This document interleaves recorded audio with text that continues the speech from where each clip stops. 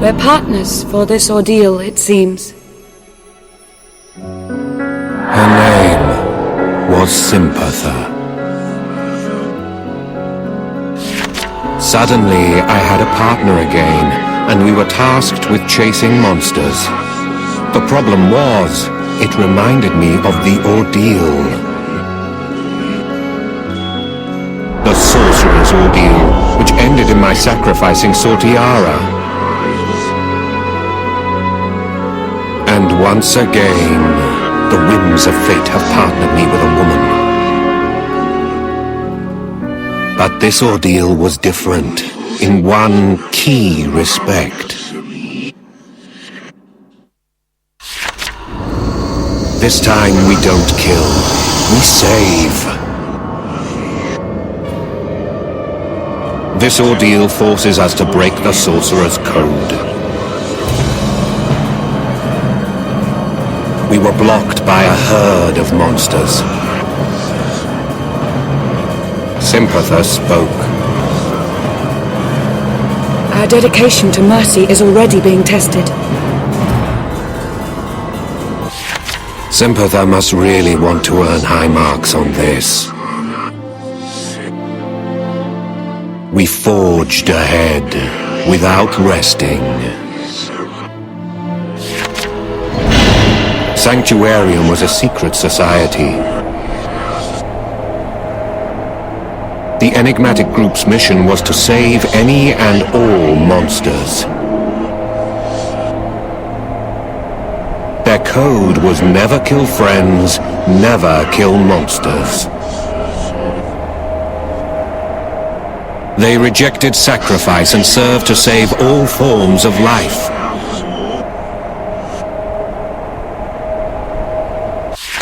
Sanctuarium attracts some of the most idiosyncratic sorcerers among us, and is rumored to be rapidly expanding its ranks.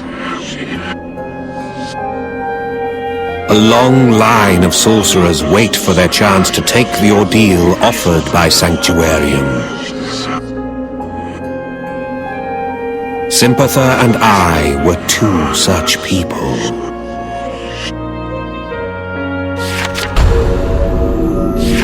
While we were resting, Sympatha pulled out a book. This is by Lenixian. Have you read it? Lenixian was the leader of Sanctuarium. Sympatha decided to join Sanctuarium after reading Lenixian's manifesto. Sympatha had a close friend, a man that she fully trusted. She'd been wounded in battle. Facing the beast, her friend panicked and tried to sacrifice her. Sympatha barely escaped with her life, and has since questioned the way of the sorcerer. What about you? Why join Sanctuarium? Without answering, I rose to my feet, ready for battle. We were surrounded by monsters.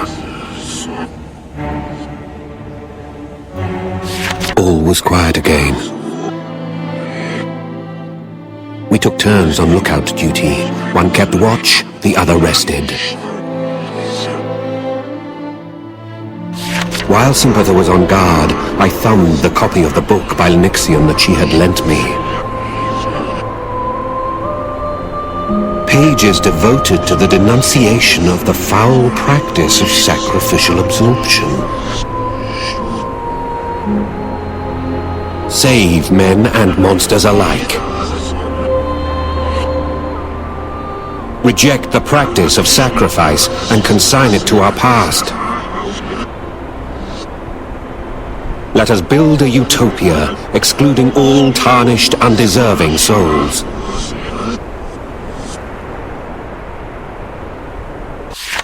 I closed the book, packing it away. The concept seemed oversimplified and extreme. Idealism has its place, but something felt strange.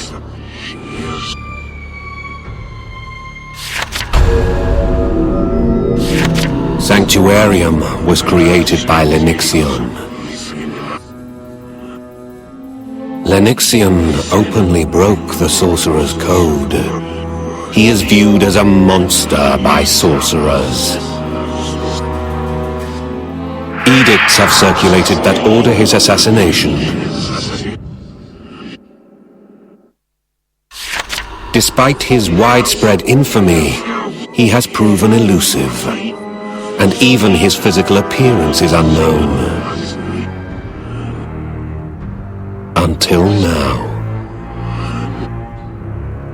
I caught rumor of an ordeal being held by Sanctuarium. If I can get inside, arranging to meet Lenyxion would be easy. My goal is to assassinate Lenyxion.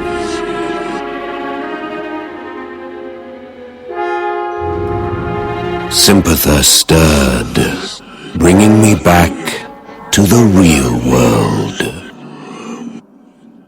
Before long, we faced monsters again. After she was betrayed by her only friend, she lost the ability to trust. Sympatha will tell you, humans are tarnished.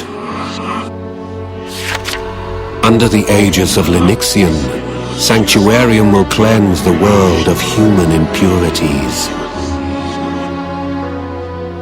Sympatha tells me that she has chosen to dedicate her very life to this higher calling. You must feel the same, I think. Sympatha assumed that we were kindred spirits. We were different as night and day. I had sacrificed Sortiara as a stepping stone.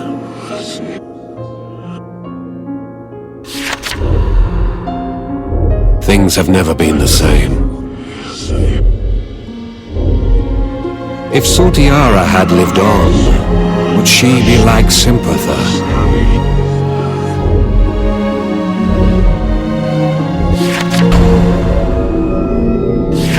We now finally faced our target.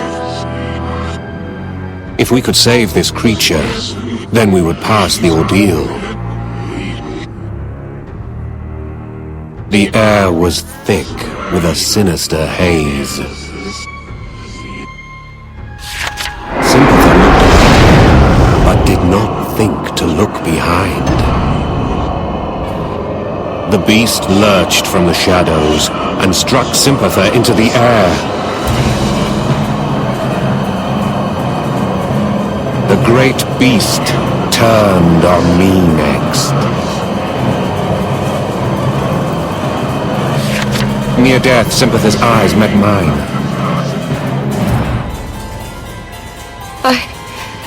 I don't want you to die. It was permission to absorb her in sacrifice. Take my life, so that you may keep yours. I replied without thought. I cannot. Sympatha reminded me of Sortiara. That had been an experience that I could not repeat.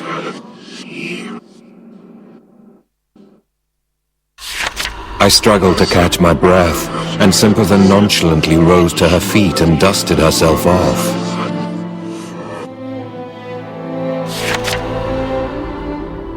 You pass. It was evident that her injuries were just scratches.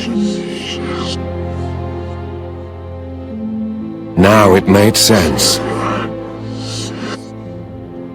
I was being tested. Sympatha had been acting all along.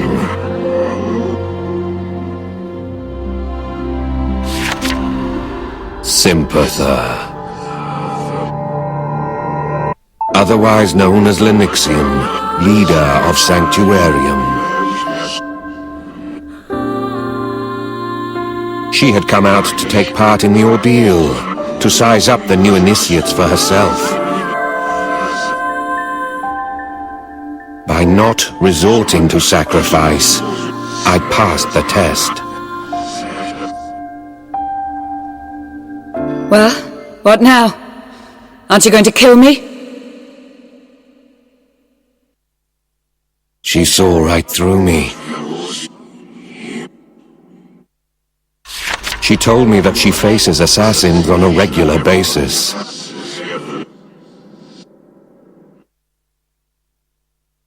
I shook my head. Enough.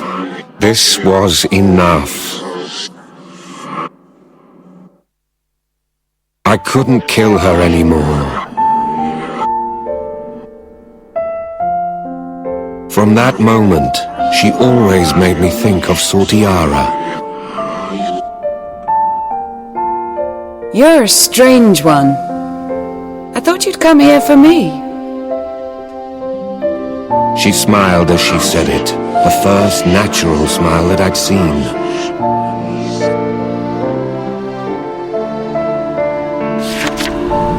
You know, I think I like you. Sanctuarium's leader was born to play her role. I felt it in the gentleness of her smile as it soothed my weary body. We will speak again someday, as friends who journeyed together.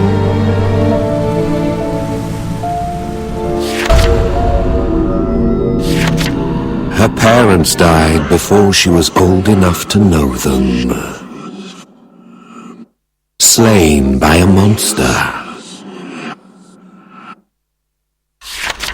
Only a brother remained to her, a young man called Linyxian. It was an uncommon name. He raised her alone, the best he was able. This girl, 10 years his junior. His sister, though not by blood. It was only honor that bound them. For he had been an orphan too, the same as his sister. Some years prior, a nearby couple had taken him in and raised him. They had a daughter then, and so Linyxian came to have a sister.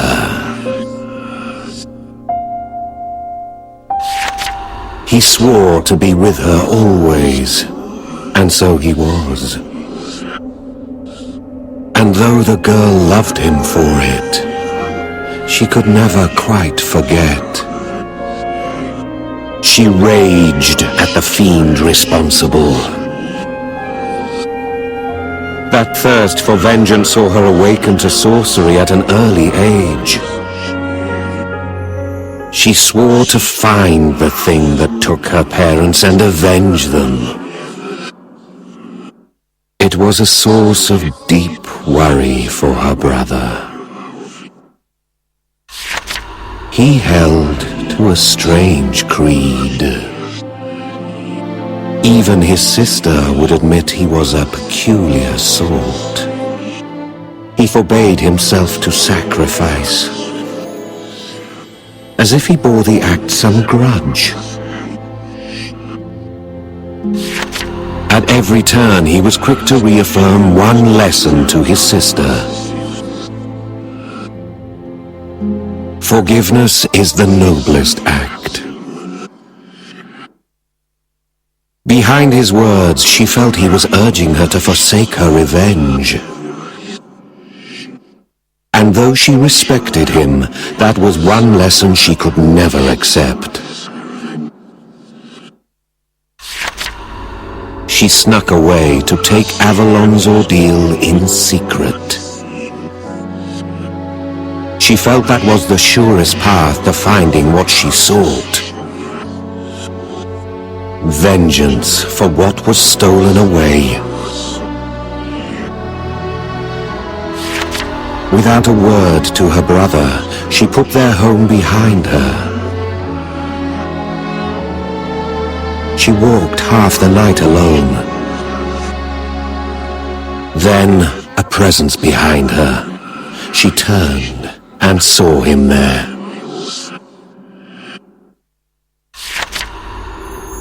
It was no monster that killed your parents. These were the words that broke the long silence. I killed them for revenge.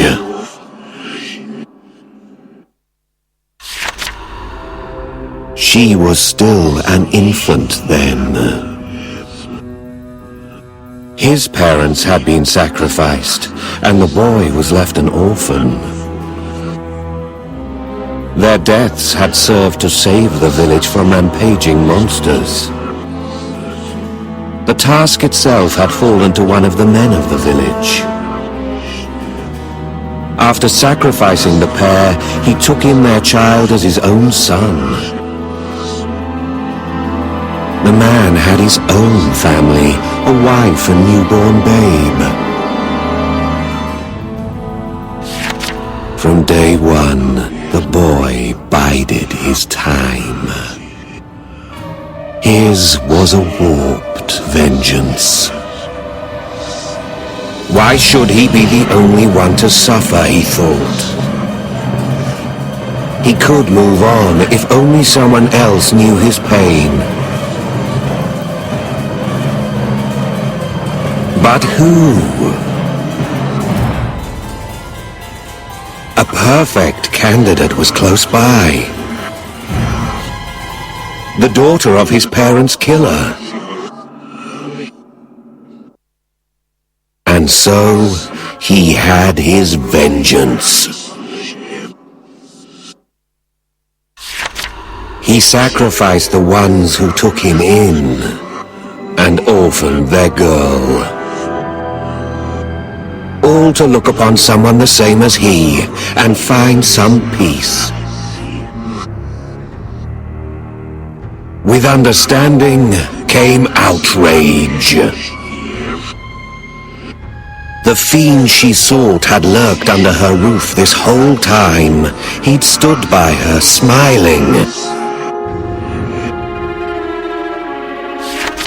Because he could not hurt alone. And so he shared his woe with her. Her anger exploded in a feral scream, and she charged at him. He made no move to defend himself. He willingly took her retribution.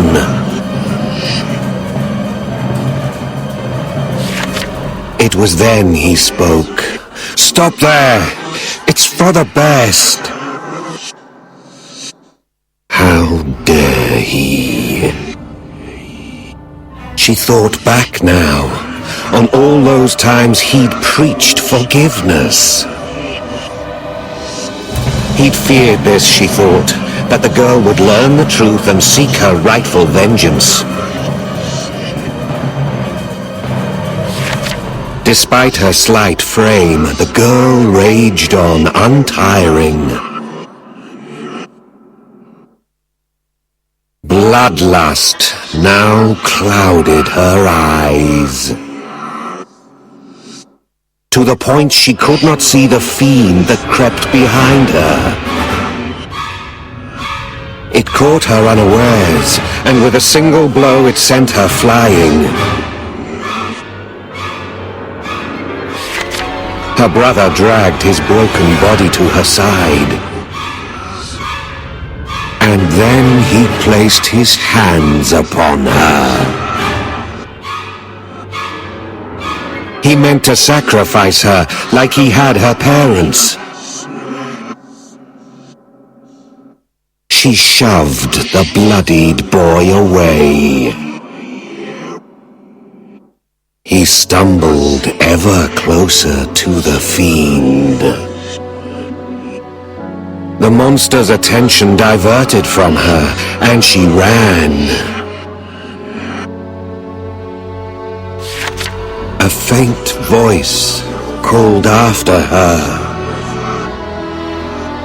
She turned to see it pick him up,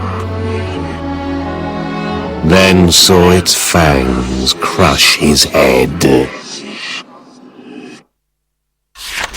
She ran, desperate for her life.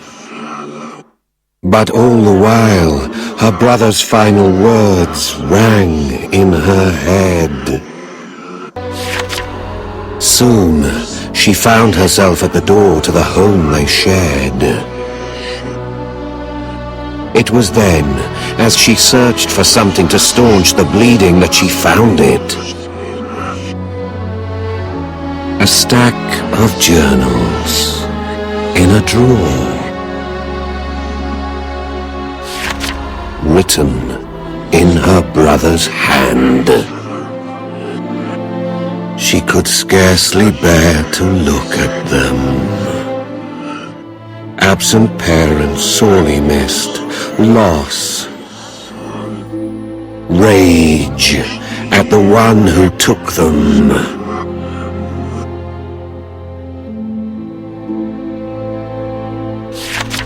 It was the same, all of it. She felt the same as he had all those years ago. And now she felt the same as him once his vengeance was done. His writing wavered. One page after the next, he confessed his guilt, his agony. By sacrificing her parents, the boy had come to understand. He'd had no choice but to, once their souls lay inside him.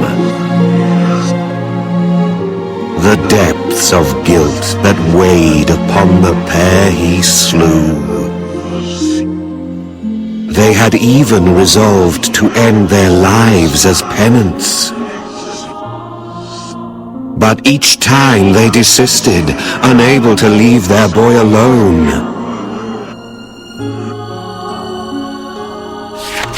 His right arm surged with regret. It was mirrored in the regret young Lenixian felt himself. Seeing a fellow orphan share in his pain brought him no solace. His shame and regret made him wish he could disappear from this world. But sure enough, it was the girl's presence that stopped him.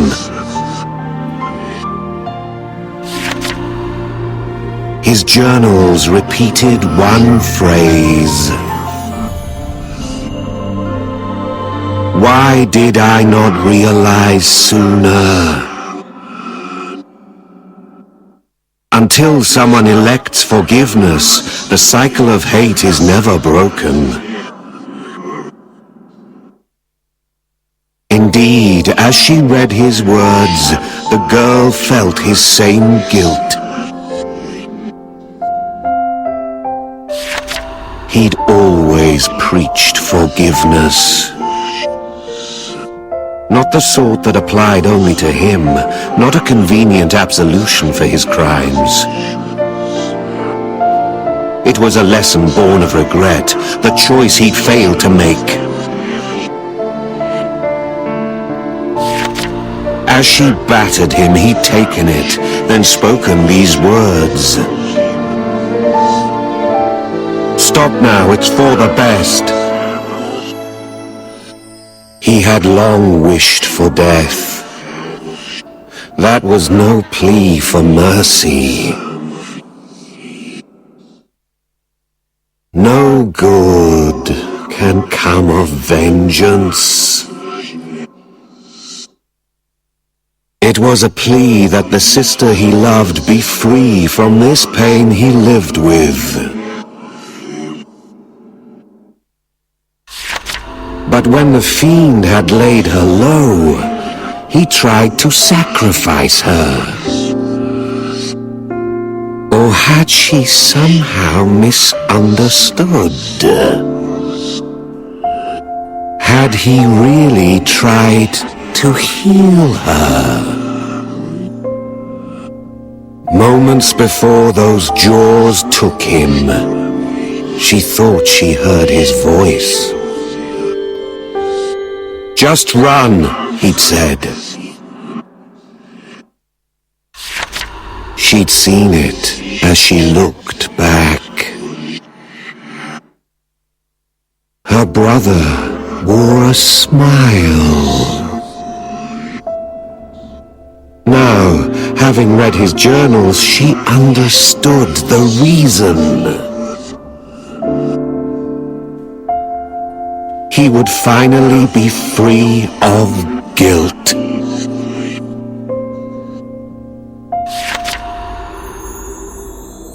Now at the journal's end, the girl sat holding her knees and wept. Just as he'd written, beyond revenge, only emptiness awaited. Why had she not forgiven him? Her brother's words perfectly framed the girl's emotions. She began to claw at her breast, as if to scrape away her guilt. A spiral of hatred. An endless black chain bound tight around her body. As her parents and her brother had before her, she thought to end it. But each time she saw his face and could not follow through. If she died here, what meaning did his suffering have? For what had he persevered and raised her?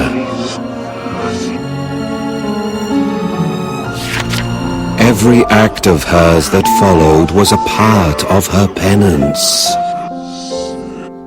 The scars she'd inflicted upon herself never fully healed. But as soon as she was mobile, she took his journals and set forth.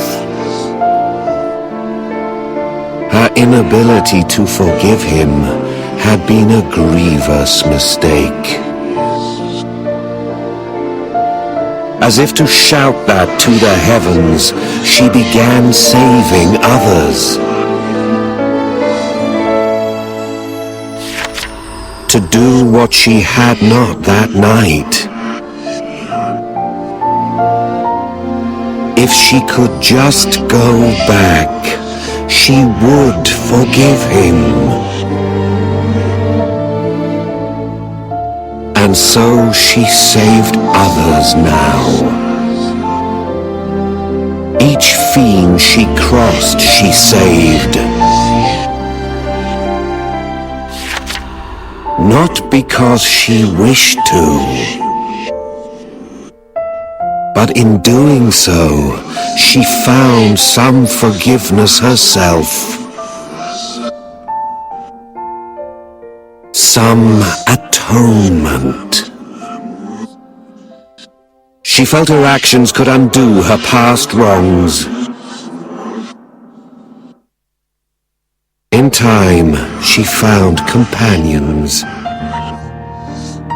kindred spirits who gathered around her cause. The value of forgiveness was something her brother had found at the bottom of self-hatred. His creed resonated now in the hearts of these new allies.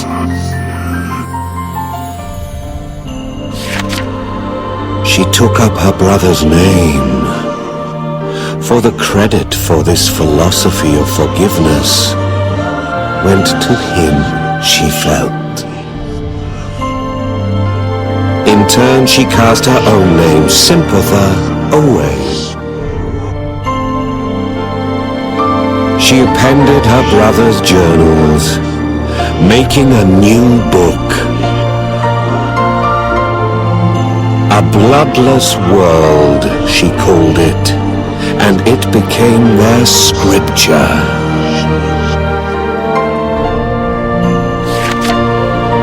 Those who wallow in anger are not saved by revenge. Only forgiveness. Word spread not long after. A new group had arisen, and the name Sanctuarium ran far and wide.